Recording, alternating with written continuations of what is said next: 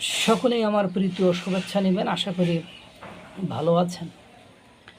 দেখেন, বাংলাদেশের সংখ্যালঘু হিন্দুদের সাথে হচ্ছেটা কি?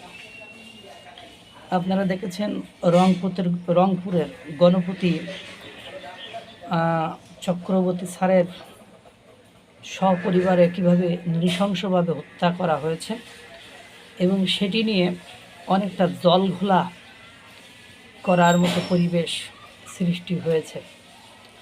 তদন্ত রিপোর্ট, তারপরে ডোম, তারপরে পানির সুইচ টিপি দেওয়া, মানে বাড়িতে ঘরের ভেতরে আপনার এটা শুনছি আমি, এখন এক্স্যাক্টলি এটা নিউজ ওইভাবে দেখছি না, মেইন স্ট্রিম গণমাধ্যমে যেটা দেখা যাচ্ছে না, কে যেন দেখলাম বলছে যে সেখানে প্রশাসনের লোক নাকি বিদ্যুৎ লাইটে জ্বালাতে যে পানির কল চেপে দিয়েছে, পানির কল চেপে দেওয়ার পরে যখন লাইট জ্বললো না, তা সেটা বন্ধ করার কথা, সেটা বন্ধ করলো না।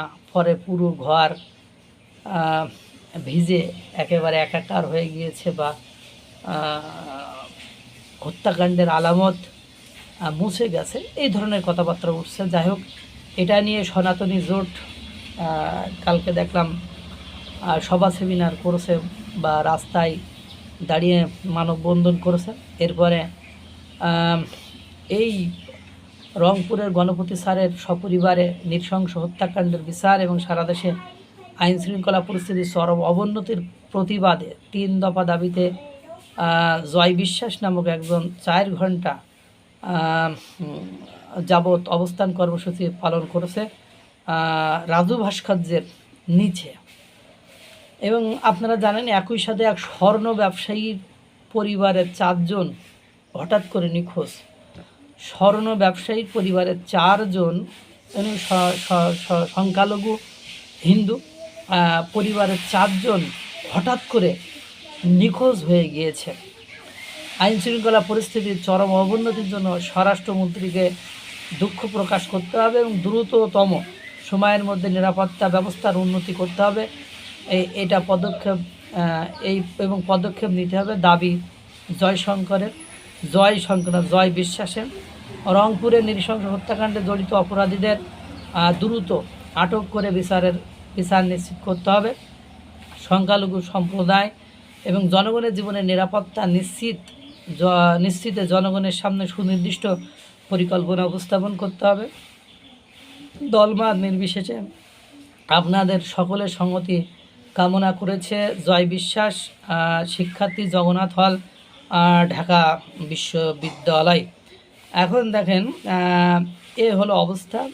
তো এই ধরনের পরিবেশ পরিস্থিতি যদি একের পর এক চলতে থাকে, তাহলে বলেন যে কিভাবে এই দেশে মানুষ নিরাপদে বসবাস করবে। সংখ্যালঘুরাও মানুষ, তারাও এদেশে ট্যাক্স দেয়। আপনারা দেখেছেন একের পর এক সেই দীপুচন্দ্র দাস হত্যাকাণ্ড থেকে শুরু করে একের পর এক কী ঘটনা ঘটে যাচ্ছে। কিন্তু দুর্ভাগ্য হলো সত্য যে সেগুলোর ফয়সালা যেভাবে করেছে, সেগুলোর নিষ্পত্তি যেভাবে অন্তর্বর্তীকালীন সরকার উপদেষ্টা ডক্টর ইউনূস ক্ষমতায় থাকতে যেভাবে করেছে, তাতে করে অপরাধীরা নিঃসংকোচে নির্দ্বিধায় অপরাধ কর্মকাণ্ড বা অপরাধ প্রবণতা একের পর এক চালিয়ে যাচ্ছে। এটা ঠিক নয়। সংখ্যালঘুদের নিরাপত্তা বাংলাদেশের এখন দেওয়াটা সরকারের মূল্যবোধ, নৈতিকতা এবং দায়িত্ব হয়ে দাঁড়িয়েছে। এভাবে চলতে থাকলে একসময় বাংলাদেশে ব্যাপক সংকটের ভেতরে পড়ে যাবে।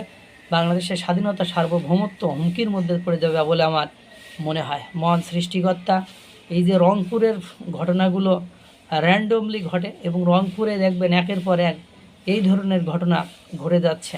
কিন্তু দুর্ভাগ্য হলো সত্য যে এটা থেকে পরিত্রাণ পাওয়া বা এটার থেকে মুক্তি পাওয়ার জন্য যে পদক্ষেপগুলো, সেইগুলো পর্যাপ্ত নয় বলে আমার মনে হচ্ছে। মহান সৃষ্টিকর্তা সকলকে ভালো রাখুক, সুস্থ রাখুক।